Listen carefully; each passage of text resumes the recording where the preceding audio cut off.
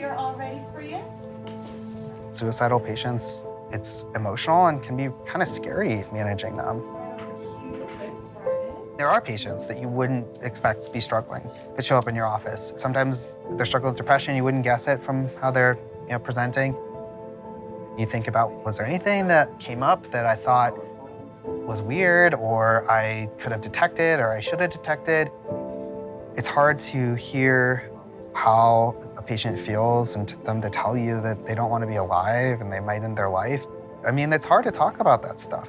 It's definitely something that you have to spend time training for. I was fortunate to have a pretty good experience with it in my residency training and then, my fellowship to learn how to manage some of those issues effectively and pretty succinctly. I don't think most programs are like that. I think that all providers understand that mental health is a crisis that's happening right now.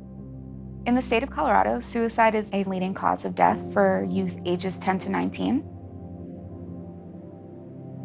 I lead our youth suicide prevention and primary care program. Primary care providers are set up in a very opportune spot to be able to identify and intervene with youth experiencing suicidality because most youth will see their primary care provider within the year. We find that primary care providers are very willing and want to help, but they may not have all the tools right now and they don't feel as confident in being able to screen, assess, and follow the remaining steps of a care pathway in order to best support those youth. So our youth suicide care pathway is a way for primary care providers to follow a concrete set of steps that allows them to identify and intervene with youth experiencing suicidality.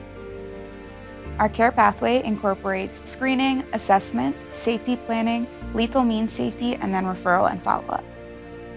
The really helpful thing about taking the youth suicide prevention and primary care program is that we incorporated an implementation phase in which we practice those micro skills and we're able to support them long-term. And we really work throughout our implementation phase to figure out how can we make this easier for you to be able to do in your practice so that we can all work together to save lives. The part that the PCMH does that is very helpful for providers is the ongoing coaching piece.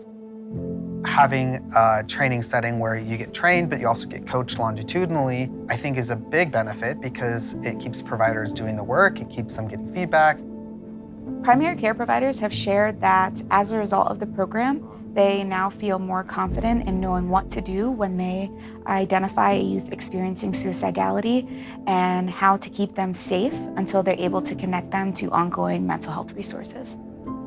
Clinics that do go through the program are screening now at 80% of well visits using the ASQ and the BSSA. I think it's safe to say that we are catching youth that would not have previously been detected.